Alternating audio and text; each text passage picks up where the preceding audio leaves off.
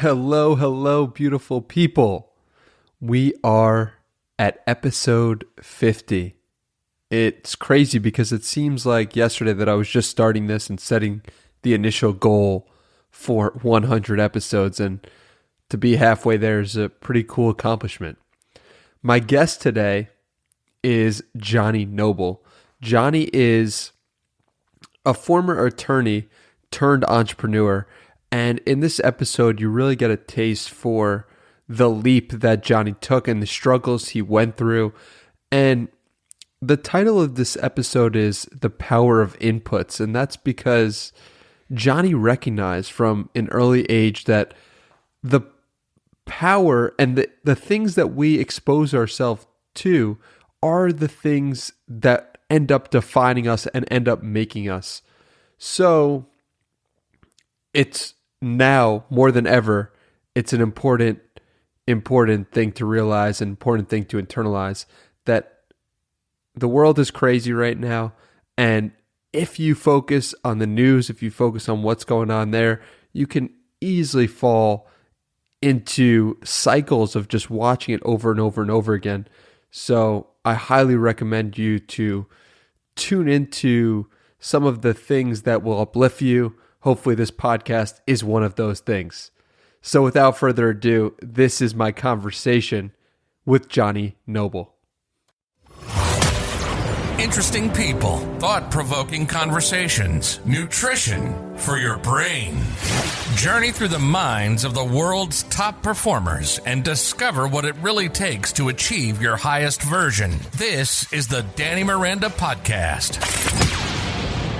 Why don't you start by telling everyone a little bit about yourself, a little bit about your background?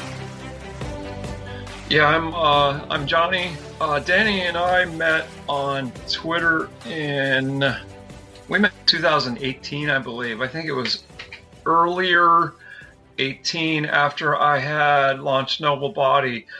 And the big story about me before that was that I was a practicing trial attorney for 20 some years, and I just decided to quit.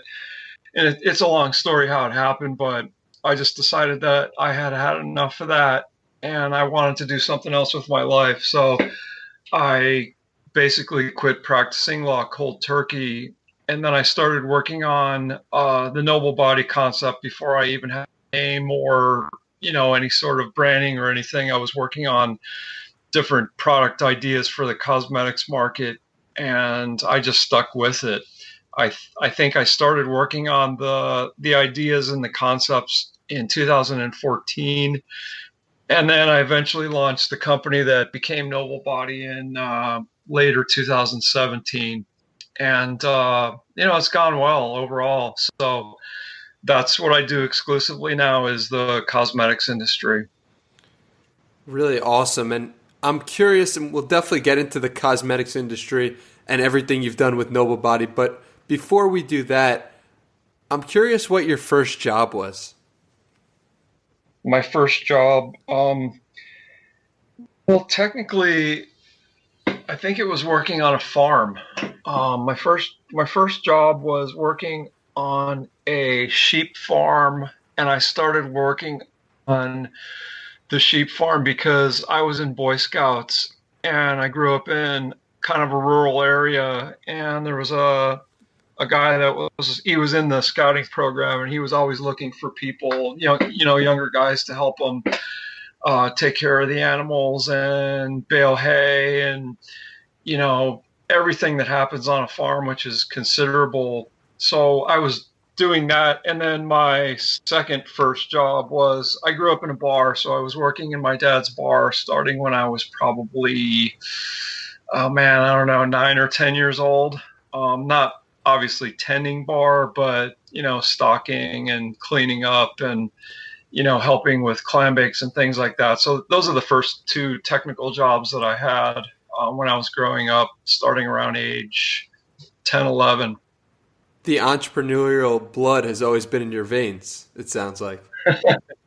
Yeah, it sure has. My dad worked for a big corporation. There's some weird parallel for a large corporation, RCA, and he got really burned out on, all the nonsense that he had to deal with working with a big company. And I remember him and my mom talking about it years ago, where he decided to take the plunge and quit working at RCA, took some sort of a severance package, and then he took over the bar that I grew up in was started by my grandfather and my grandmother, his parents. My grandfather had died, so my dad decided to jump in and completely take over the bar for my grandmother. And that was, it was a huge step, but he did really well at it for a long time. The entrepreneurial blood is definitely with me, because I just remember the struggle that he went through to make that work, because it's, obviously a tough business being in the restaurant and bar business, but it was always interesting. Every day was an interesting challenge. That sounds so much like your story, in the sense of you had this career and then decided, okay, this isn't for me and I want to go in a different direction. And then your dad does the same exact thing. Exactly. Yeah. It really felt like that after the fact when I decided to make the plunge, because I was practicing law for quite a while, and I had reached partner status in a firm that I was at for about 9 years. And, so it was, by any metric, it was a drastic move for me to say, okay, I've really had enough of this and I'm just going to bail on it. And, I was even called insane by former coworkers and colleagues, because I basically quit almost cold turkey. But I knew I had had enough. I was not happy doing it. I was completely burned out on the bullshit of the business, and all the deception and the lying and the billable hours and you just name it. I was just fried on it. And I knew that I wasn't going to do it anymore. So the only matter was, what was I going to fill that hole with? And, watching the internet kind of blossom and all the possibilities with e-commerce and all the other interests that I had, I knew that I could make something work. I just didn't know exactly what it was at the time.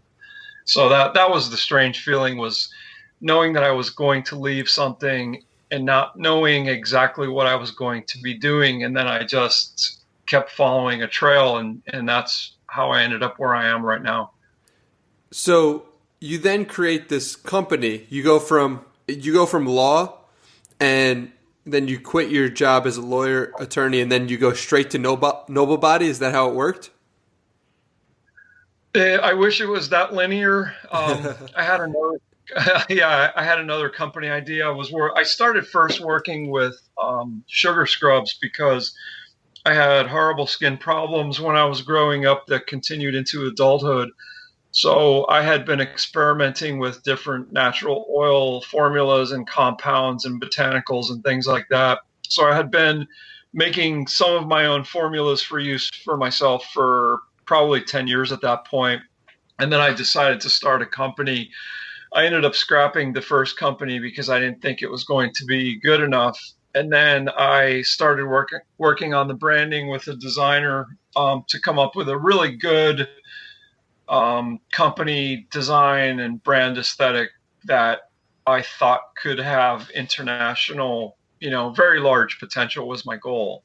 And I know all the things we see on the internet about none of that matters, but if you're going to start a cosmetics company that has the possibility to compete with big companies, you have to have all of that done first, I believed. I think I would have done some things differently, obviously, looking back on it, but that was the core of it. And once I came up with the name, then I started working on a good, an interesting logo with a friend of mine who was a designer here in Phoenix, and just starting on the whole aesthetic, the types of products I wanted to offer, what the brand was going to look like, what markets I was going to target it at, and things like that. So it's a long process. It's not as linear as you'd like it to be, but I'm very happy with how it ended up, which I think is the important thing, really. You mentioned just before about that you made some mistakes that you do differently at your start today. What mistakes are those? If you could just expand on that. Well, like I said, I had started another company, and the name was directed at sugar scrubs or body scrubs, which are quite popular. So I thought there's a very definite market. And then as soon as I started getting products ready, and I spent way too much money on things like design and labels and trademarking. I mean, I didn't squander it, but I thought this is what you're supposed to do, and it ended up just being money that was a learning experience that went into a black hole. And shortly after I had that company done, and I was happy with it, it was okay. As I look at it now, I cringe because, I don't think it's really that good, but at the time I thought it was. And then as soon as I did that, I was working on other formulas. Like my best products right now are the face oils, face oil for men especially, and body oils. So the name that I chose for that first company didn't even match up with my products that I was going to be selling. So I mean, it just looked like everything was half-assed at that point. And then that's when I sat down and thought about really putting something together that could resonate with people and, really catch their eye as far as the logo and the brand aesthetic and the, kind of the higher end perception of having, a really great company. But, I spent a lot of money on things that I didn't need to spend money on. I spent a lot of time on things that I really didn't need to spend that much time on. But, it's all a learning experience that helped me where I'm sitting right now, because I have a much better understanding of what I should be doing and why. So, I guess it's an expensive tuition is what it comes down to, but I think it was necessary to go through for me to get where I am right now and to have this level of understanding of what I'm doing and why I'm doing it, and of the industry itself. Yeah, I love what you said about it being a learning experience as opposed to saying it's a failure or something like that. Very interesting. So, kind of switching gears here. One thing that I love about what you do on Twitter is you talk about your sons all the time. You post videos from your son's baseball games, and it really takes me back to my days playing Little League baseball. But regardless, you said on Twitter the other day, you tweeted this, and I would love for you to expand on it. I had a long discussion with my sons last night about our inner dialogue, how the person you talk to the most is you. It's incredibly important that your inner narrative is positive and inspirational. So this really hit me, and I thought it was so true, but I'd love for you to expand on it a little bit more.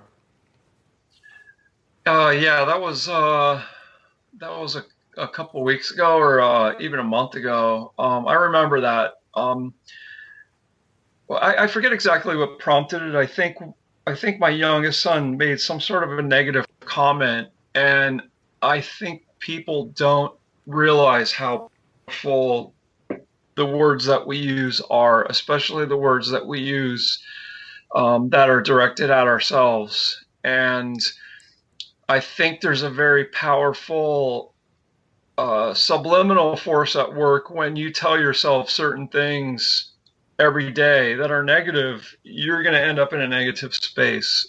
And I trained myself on this, or I started to when I had a better understanding of it as I got older. And we're going back quite a few years for me.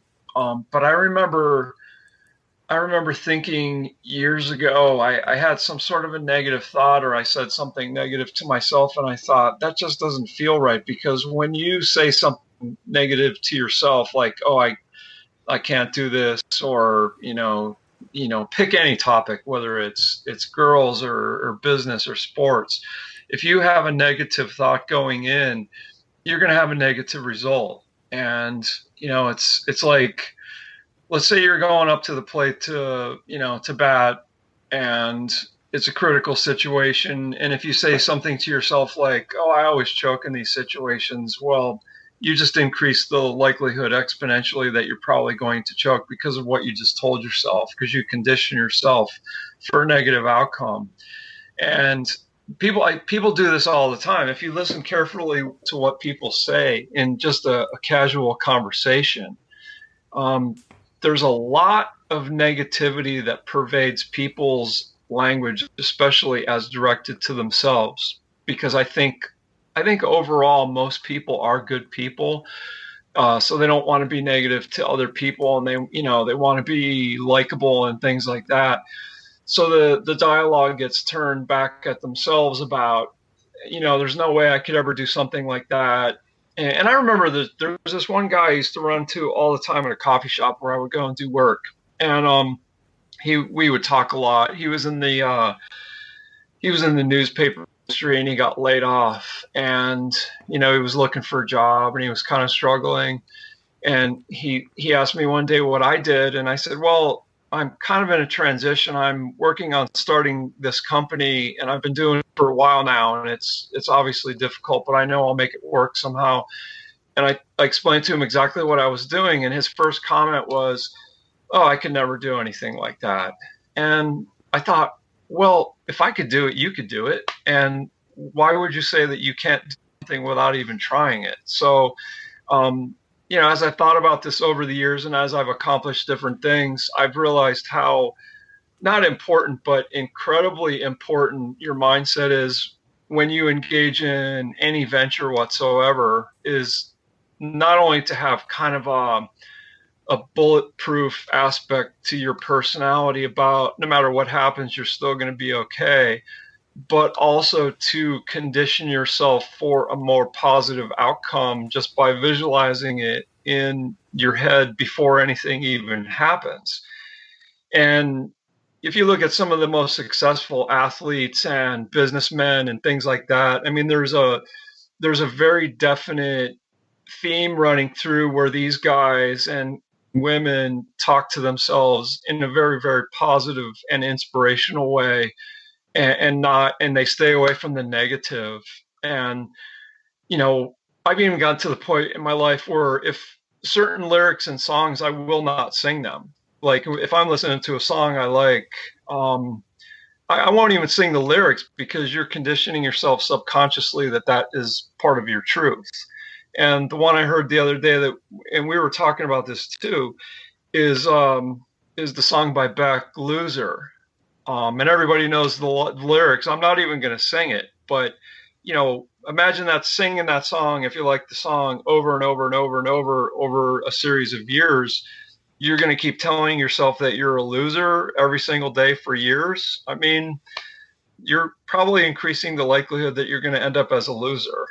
I mean, so that's kind of a simple example of how it works, but I do think it's extremely important to avoid that kind of talk. So fascinating, man, because I've found the exact same thing. And one example sticks out from Bill Buckner. And Bill Buckner, for those of you who don't know, is the infamous first baseman from the Boston Red Sox who he had a ground ball that went through his legs that cost the Red Sox the World Series. And as it so happens, 19 days before that, he said, when asked about the series coming up, he said, the dreams are that you're going to have a great series and win. The nightmares are that you're going to let the winning run score on a ground ball through your legs. Those things happen. Oh, that's right. I think a lot of it is just fate. This is what he said 19 days before it actually happened. He put that into the world. He said those words, and then it actually happened. Did that cause the situation to occur? I'm not sure, but it increased the likelihood. It put it in his head that it was possible. So, yeah, just an incredible quote, and incredible that happened. And it just goes to show about the opposite if you start, rewiring your brain. And I love what you said about the music, because when I went on a retreat, I went on a 7-day retreat, no phone, no nothing, no anything. And on the way there, I listened to a song on the radio, and it was a sad song. And at night, was feeling down and upset for the first time in months. And then I traced it back to actually listening to that song. So self-talk is so important. What was the song?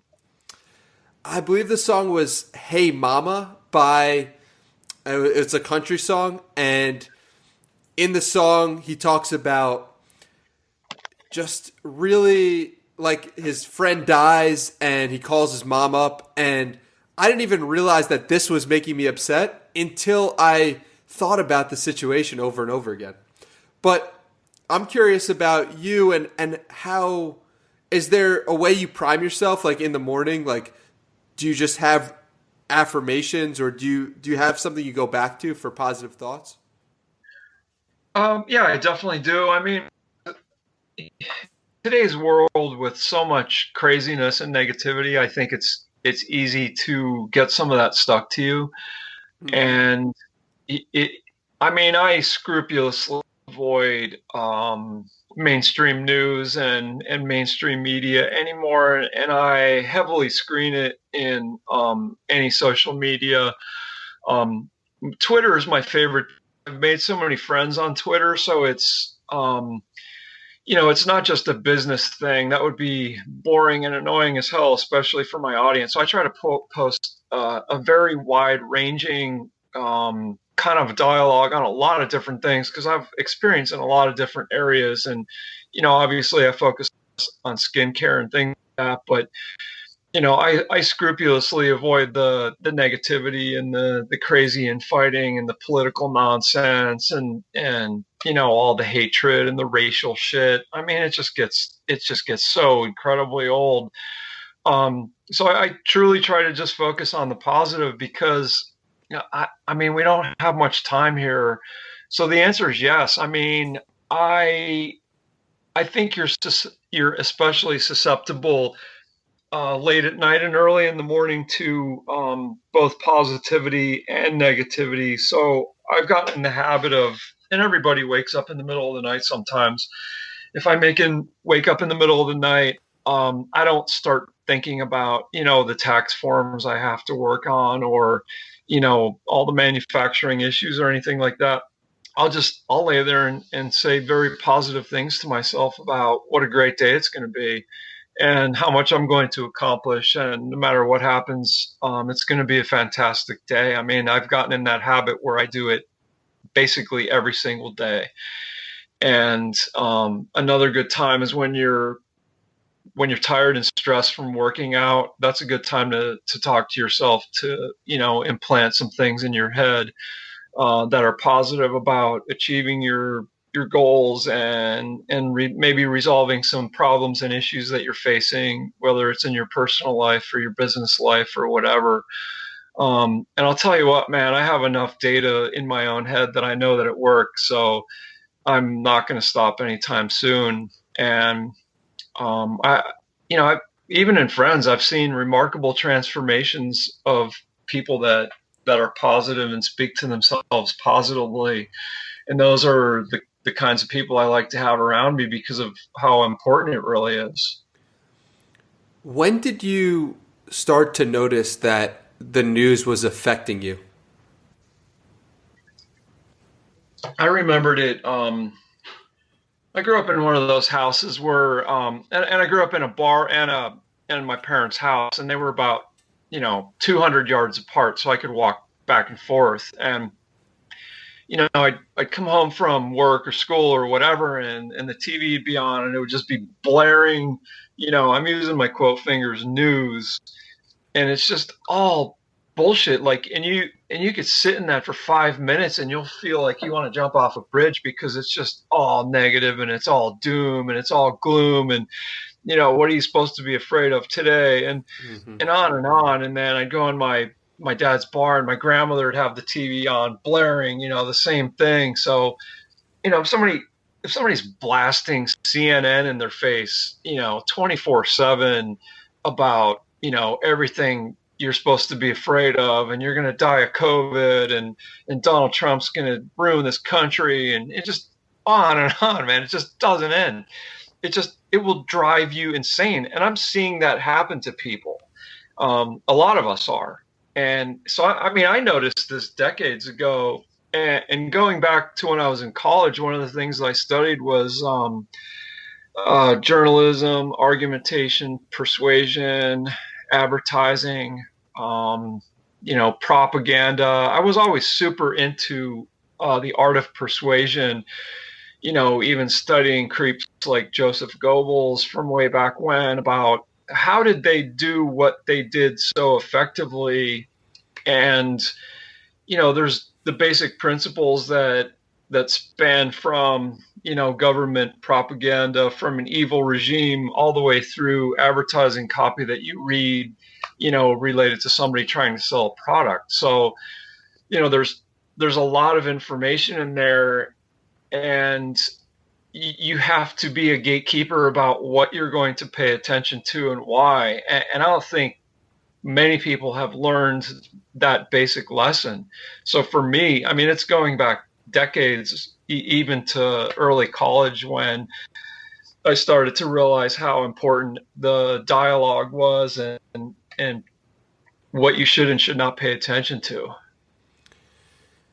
So it sounds like you've been doing this for a while. It sounds like that you've been talking to yourself the correct way for a while. Is that right? A very long time. Yeah.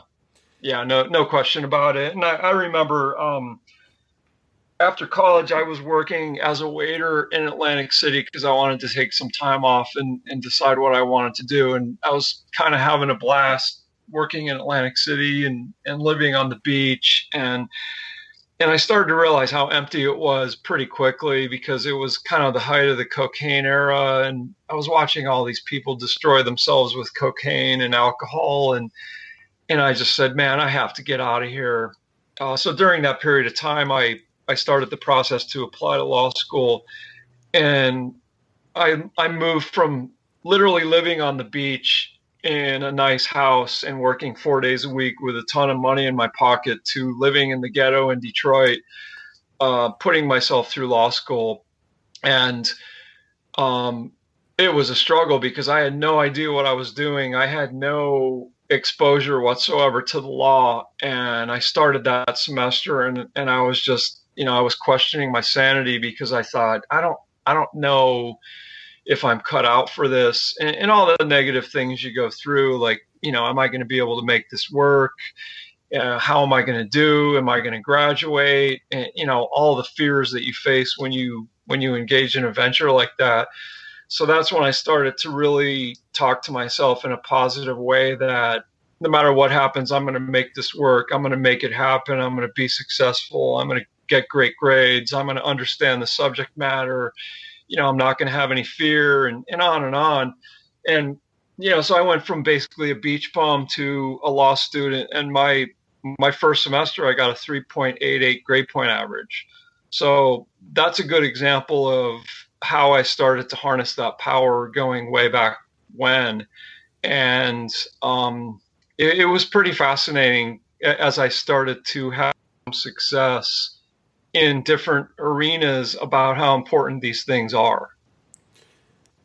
Were there any resources you used or books you read that told you to make that switch from negative to positive, or was it just straight intuition?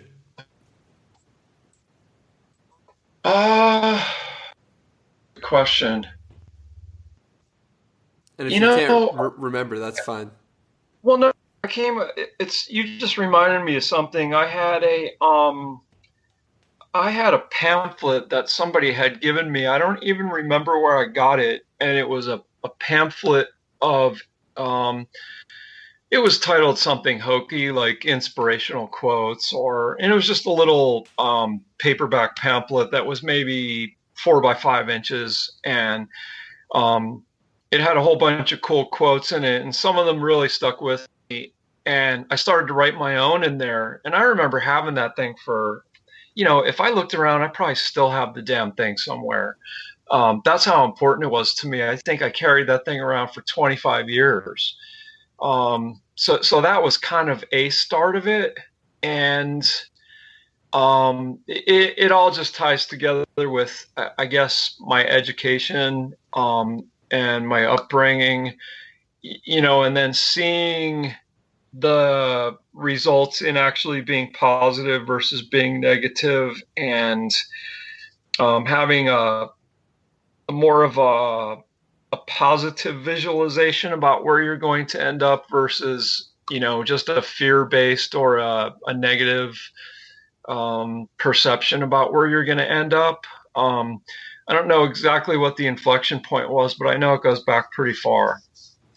You mentioned quotes before and the inspirational quote book, and you mentioned on Twitter that your favorite quote from Leonardo da Vinci is "Simplicity is the highest form of sophistication."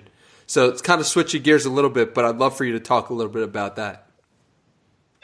Oh yeah, I came across, everybody wants to make everything so complex because it makes you feel like you're accomplishing more, or that it puts more of an importance to what you're doing or what you're focusing on. When in most cases, the art of simplicity is going to win almost every single time.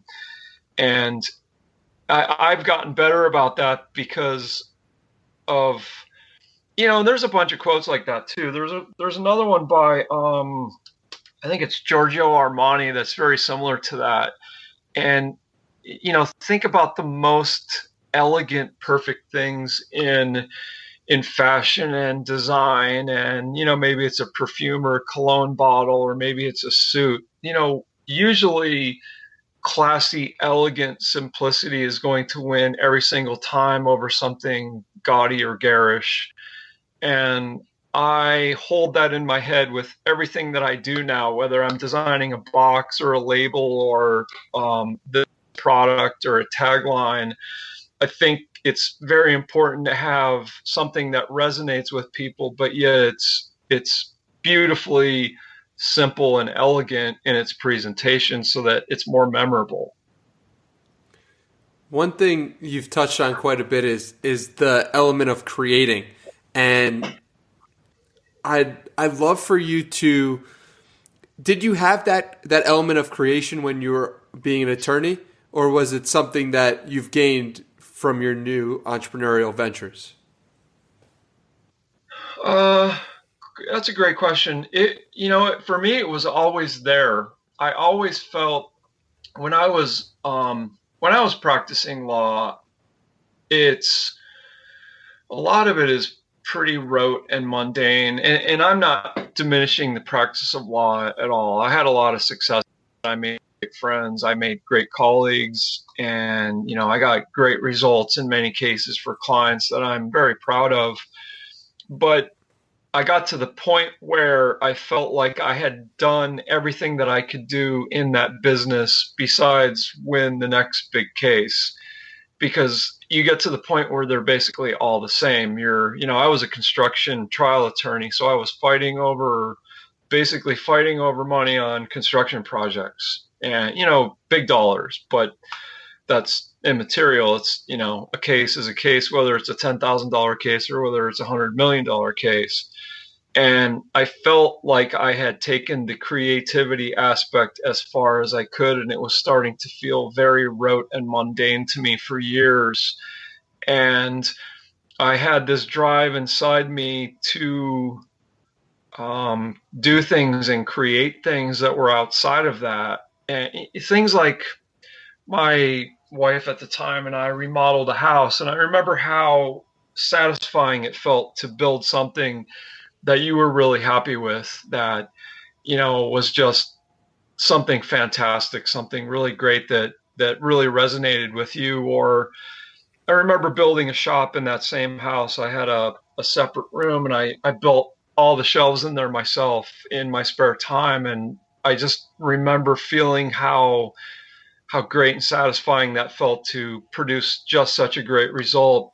And I realized that was lacking in my professional life, because a file is a file. If it's a delay on a construction project is pretty mundane after you've done 20 of them, and you don't feel like you have any sort of a creative outlet. And I knew that was lacking in my life, and I knew that there was something much greater that I could accomplish that was a step above where I was. But I just had to take the leap. It wasn't going to just happen itself. And, I could talk about it for 400 years and it wouldn't happen until I just actually dove in and started working on whatever it was going to be. And it ended up being cosmetics. But the creative aspect of what I'm doing right now is incredibly fulfilling to me. And every day is an adventure. It's, there's maybe a design issue with a box or a label. I'm working on that right now for 3 different products, or maybe it's an actual formulation of an existing product or manufacturing that product, or maybe it's working on some new products, which, I have a pretty hefty roster of potential new products that I'm working on all the time. So that creativity and that drive to create something is incredibly fulfilling to me. And that's how I know that I'm in the right place right now. Yeah, it's been the common theme on this podcast is people who are creating are having a good time doing it and smiling, even though the process of creation can be strenuous and difficult and there can be challenges. Please take us through a day in your life. What does a day in the life of Johnny Noble look like? Well, they're different. Like, let me do yesterday. I woke up.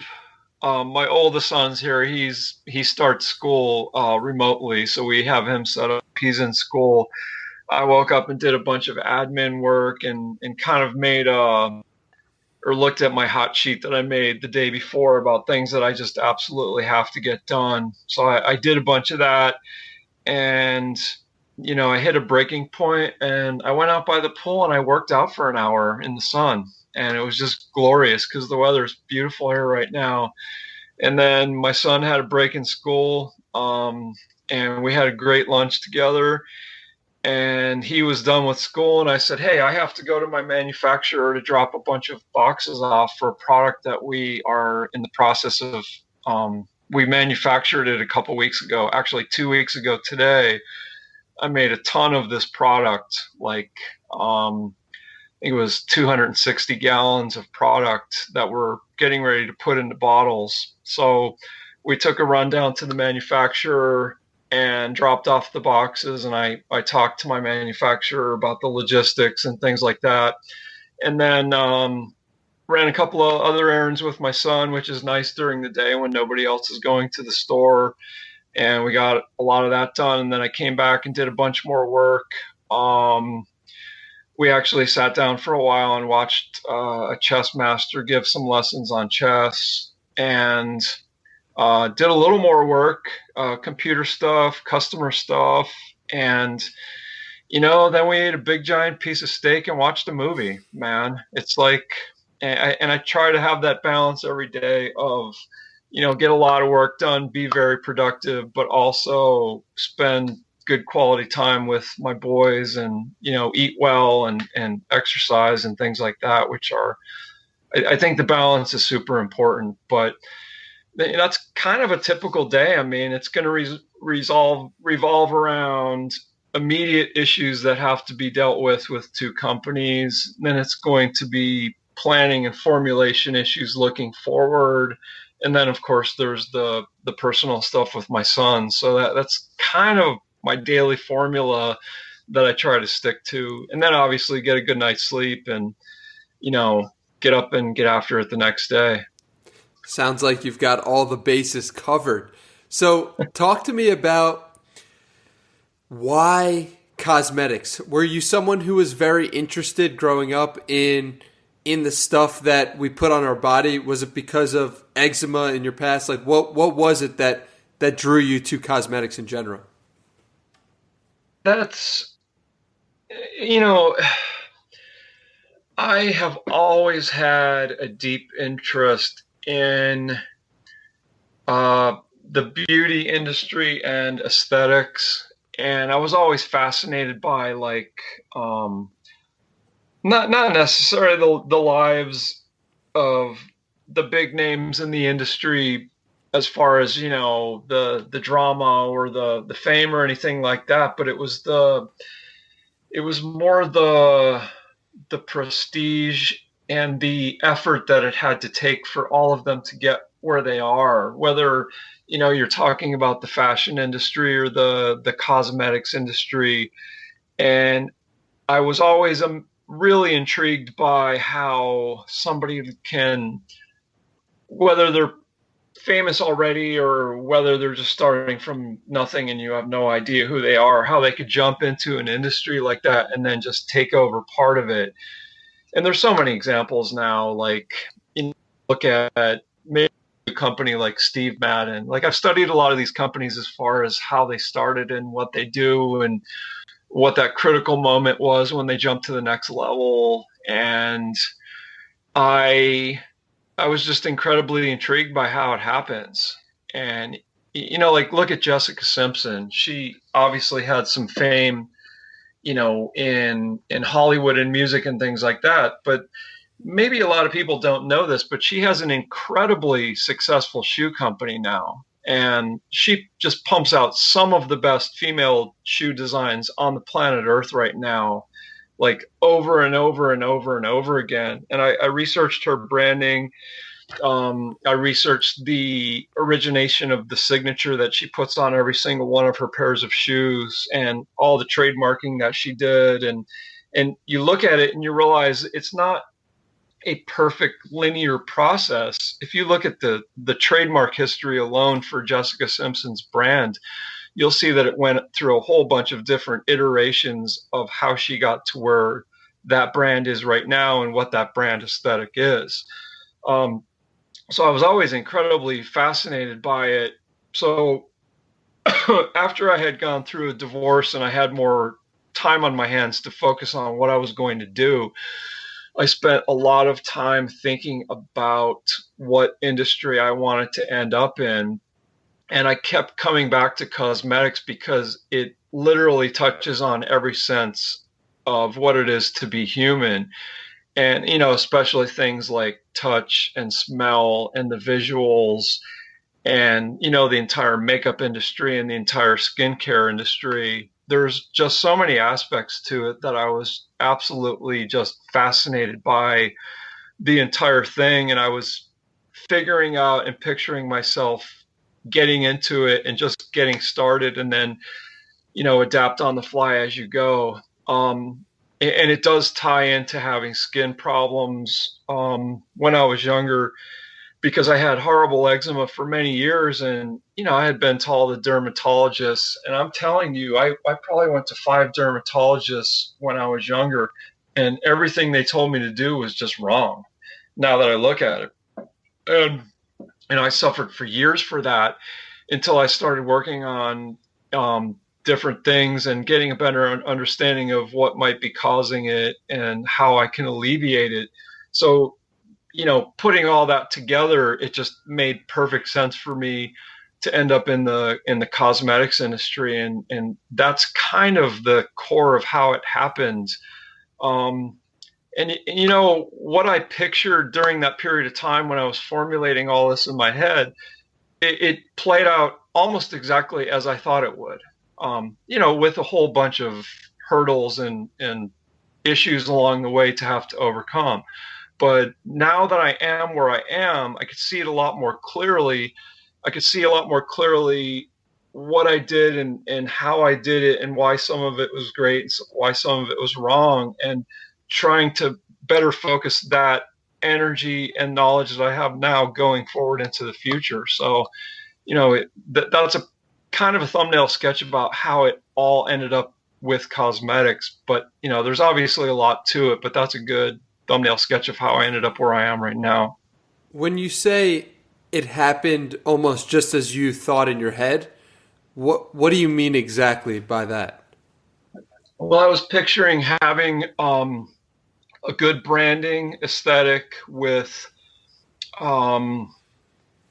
truly international potential, hitting the markets right as far as what are my target markets and why, and just being in a position now where I have a brand aesthetic, a target market, and products to target those markets that I'm really happy with, and looking forward at other products that make perfect sense with what I'm doing right now. It's what I was envisioning that I wanted to happen.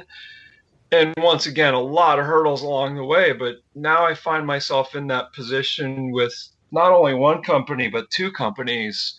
The second one is quite a bit younger than the first one. Sleek Inc. is quite a bit younger than Noble Body. Um, but that was kind of a culmination of all the knowledge that I had acquired with the first company to be able to do it a lot quicker with a second company and get it right. And there's obviously missteps along the way, but to get it right and know that you've gotten it right is a tall order, and there's a lot of uncertainty in there, but it's where I thought I would end up, and I ended up here, and now I'm doing the same thing looking into the future. When you think about it, I've always found that doing it twice is the magic formula to figuring it out. And I found this in when you think about business, when you think about weightlifting, if you can do it once, that's great, but you need to do it again. You need to do it a second time. And it's interesting you talk about a second company and how it's been not necessarily easier for you, but you can see what to do better. Has that been the case for you in your life in general, doing things twice? Have you noticed that as a pattern at all? Oh, no, there's no question about it. I mean, I think any new skill that you embark on, whether it's let's say it's a new sport or a new skill, or let's say it's a new a new business skill, if every time you attempt something new, you're going to create neural pathways for whatever it is you're trying to accomplish, whether it's hitting a golf ball or launching a cosmetic product. And if you do it once, the second time is definitely going to be at least easier, because hopefully you've created the right pathways that make sense, that will lead to success. But I think the answer is unquestionably yes. What kept you going in the dark days of your company? When I said dark days, I'm talking about the times when you were formulating these products, you didn't see it working. Like, what kept you going? I know you've spoke a bit about the dark days, so I'm curious what was in your head. That's that really brings me back, because there were a lot of those. I mean, because I went from having success and having comfort in an industry in the legal field to honestly not having any idea whatsoever what I was doing. And I treated it like I was going back to, when I started, I treated it like I was going back to law school, and that's how I was going to study it.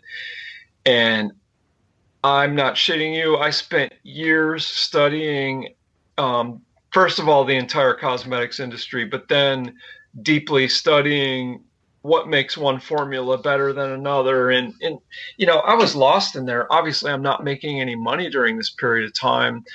And, the biggest thing that kept driving me was my fear of failure.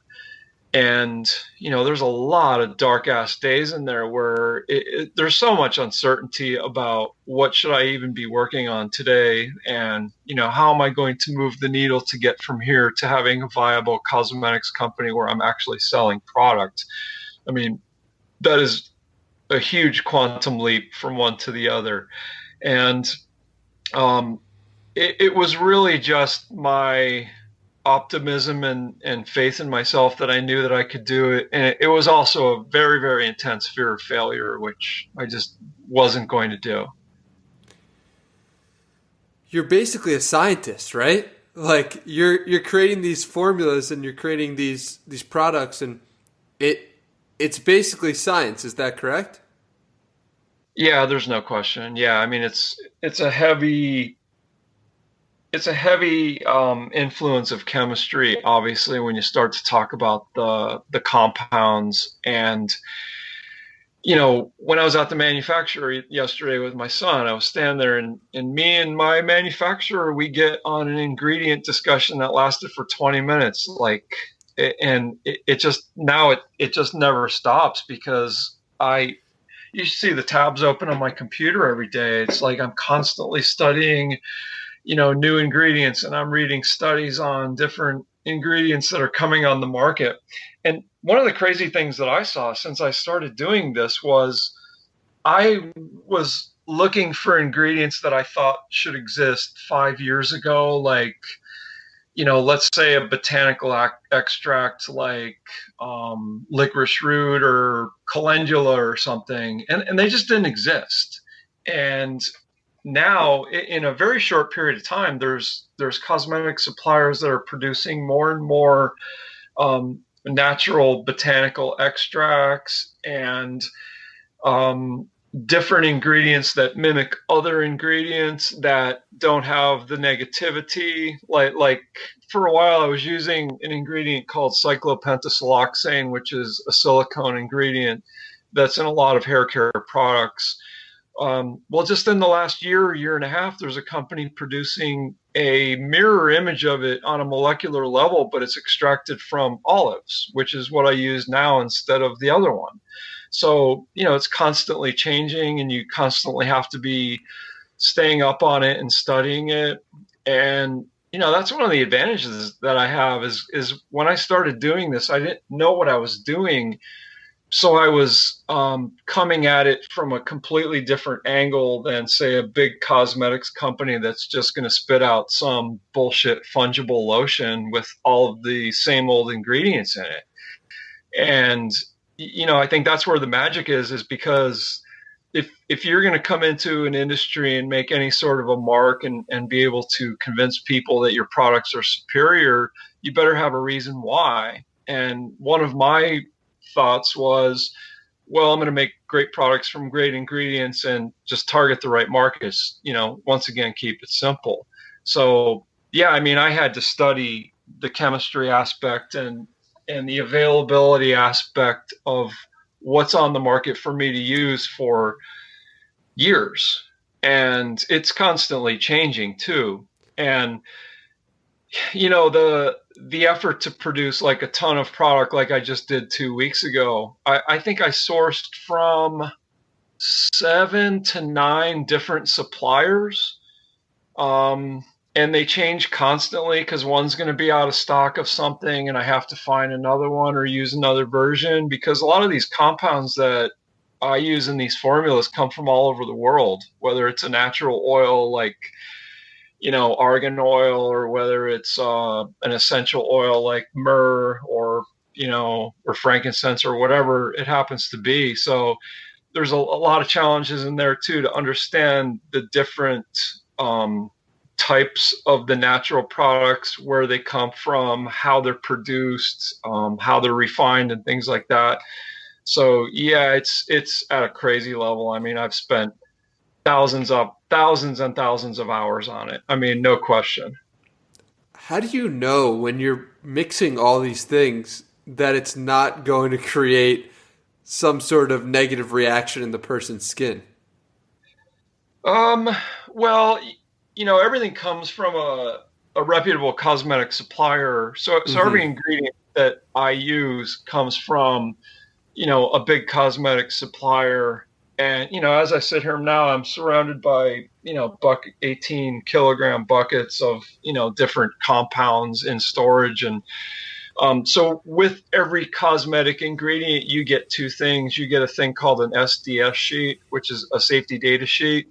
And then you have another thing, which is for that particular batch. It's called a certificate of analysis. So it's an actual tested analysis certificate of that particular ingredient, whether it's a natural oil or an essential oil.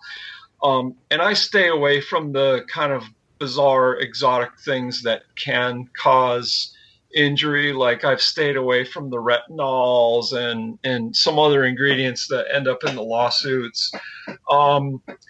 So, there's levels of protection there, having supplier integrity and knowing what you're buying and why.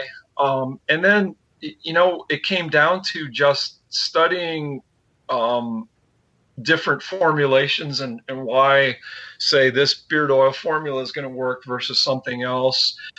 And then I started a habit years ago. Everything that I made before anybody else would even try it, I would slather it all over my face. And I mean, so that was like another layer of protection. I thought, I have really sensitive skin. If there's any issues whatsoever, I'm going to find it. And, of course, I had to heavily study the antibacterial, antimicrobial stuff. I had to study the preservation, antioxidation stuff, because oils do oxidate. Virtually any natural compound or oil is going to oxidize at some point. Some of the shelf lives are super short, like something like rose hip oil is, 3 to 6 months versus, like jojoba oil or coconut oil could be 4 to 6 years.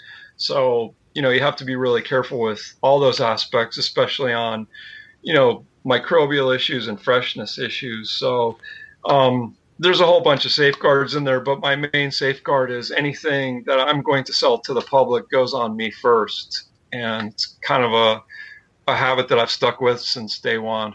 It's a great rule. And when did you get started in all this? Because it's like, were you doing this when you were younger? Did you have a passion for it? Like, when did you start saying, okay, I'm going to go deep on the science, I'm going to start creating my own formulas? When was that? I made that decision in 2014, and I actually started with sugar and salt scrubs. And, I was doing research on what I can get through various suppliers of really high quality natural oils, whether it's, coconut or fractionated coconut or kukui or, there's so many now, it's almost daunting. So I just started working with them. 10 years before that, I was making my own sugar scrubs because of my own skin issues. And I was always intrigued by, well, if somebody else can do this, why can't I do it? And I would make runs to, back in 2013, 14, I would make runs to big cosmetics shops like Ulta, and I would look at all the sugar scrubs, and a lot of times they have testers, so I would check out the ingredients and how they smelled and how they felt and all that. So I did a lot of research like that too. And then as I dove into it, I realized how incredibly interesting it was to me. That was one thing. And then another thing was I started studying the whole concept of natural oils as moisturizers and cleansers, like for face oils. And I did a ton of research around that time because I was looking to see who the leader in the industry was for men's face oil. And this was a seminal moment in the development of all of this, because I quickly realized that there was not one face oil directed solely at the men's market. And that's why how products morph and change over time is, my first branding or my first labels and boxes said face oil for men. And then as I went through the process, I recently had to change my labels because I ran out of that first run, and I changed it to the original face oil for men because it is the first one. There were some kind of pretenders on the market, but there's nothing like a true face oil formula for men until this one. And that's when I started to get excited about it. And we're going back 5 years now. I started to get really excited about, well, why hasn't anybody done it yet? And I thought, okay, I'm going to go for it. That's going to be one of the main things I'm going to focus on. And it's going to be one of the main things I push when I start the marketing push through social media or whatever. And that's exactly how it played out. And now it's still my top selling product. I love it, man.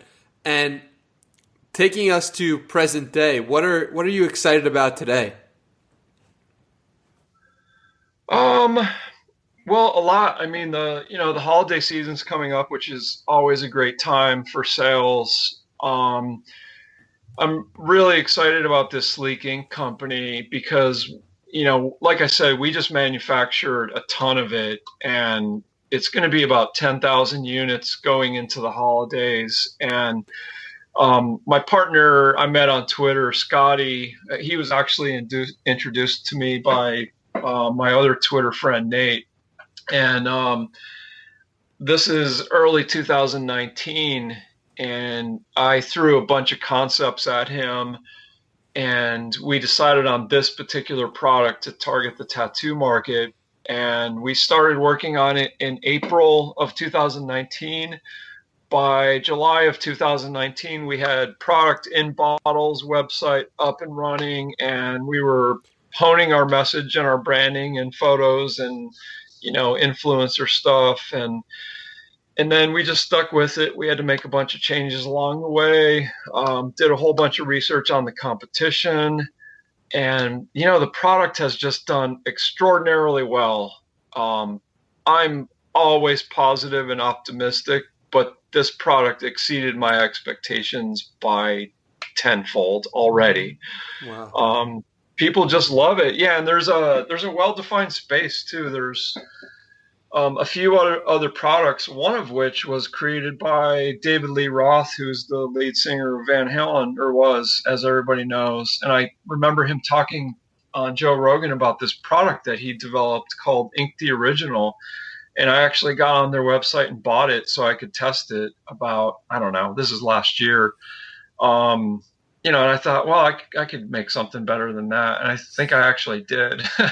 So, but yeah, I'm super excited about it. I'm super excited about Noble Body too. Like, around that same time when we were launching Sleek Ink, I decided to launch another product, with Noble Body, the Fit Body Oil. And I spent a lot of time on the branding and the aesthetic for that. And the boxes are pretty great. I get a lot of compliments on the, not only the product, but on the design aesthetic. So I'm really excited about that product. I even haven't pushed it that hard, and I sell a lot of it. But, I have other product ideas. So I'm just excited about the whole thing. We're doing another product for Sleek Ink right now too that I'm working on. We have the branding pretty much done. I don't know if I'll get it done by the holidays. I'd like to, but I don't think I'll be able to pull it all together. I'm not sure yet. There's just not enough time. There's not enough hours in the day, but we're going to do a beard oil for Sleek Ink too. And we've already got a really killer label designed and a box that's almost done. And it's pretty exciting to see it actually, come from a thought into reality. That's the fun part for me now. So, it's onwards and upwards, right? So cool, man. So cool. It's been such a pleasure talking to you. Before we wrap this conversation up, let everyone know where they could find you. I'm so grateful for this conversation. I'm so grateful for your positivity and your energy, man. You're an awesome dude, and tell everyone where they could find you. Yeah, I appreciate that, man. I remember when we were talking, it's more than 2 years ago now. It's like two and a half years ago. You and I had, I don't know, man, it was a FaceTime or I don't remember the app that we used, but I just remember how what a great and positive conversation that we had. And it was really, and I know a lot of you guys are quite a bit younger than me, but it's really an inspiration to me to talk to you guys and be able to share my story with you and your audience, because it's just been such an interesting ride. But I have two companies. One is Noble Body. It's noble-body.com. And then the other one is Sleek Ink, SLEEKINK.co. And that is a product for tattoo aftercare. And it's pretty cool. And it's all the products are very natural. I get a lot of compliments on fragrances. That's kind of turned into my thing. Which is another fascinating aspect of all of this, is the importance of smell and fragrance in the cosmetics industry is just an insane study you could spend a lifetime on. But yeah, that's where you can find me. And I'm on Twitter too under Johnny Noble. And I try to have a lot of fun on there. I don't just promote products all the time. I definitely like to have fun with it because it's life's too short to be too serious all the time. And those will all be in the show notes at DannyMiranda.com/podcast. Thank you again, Johnny, for joining us, and we'll appreciate you coming on. Thank you, Danny. Really appreciate it, man. It was great talking with you. Beautiful people. That was my conversation with Johnny Noble. If you enjoyed this episode, or if you didn't enjoy it, let me know on Twitter at HeyDannyMiranda is the best place to give me feedback for this conversation. I would love to hear what you have to say about it, and you should do that on Twitter. That's all for today, folks. Hope you have a wonderful day, and I'll see you guys in the next one. Peace.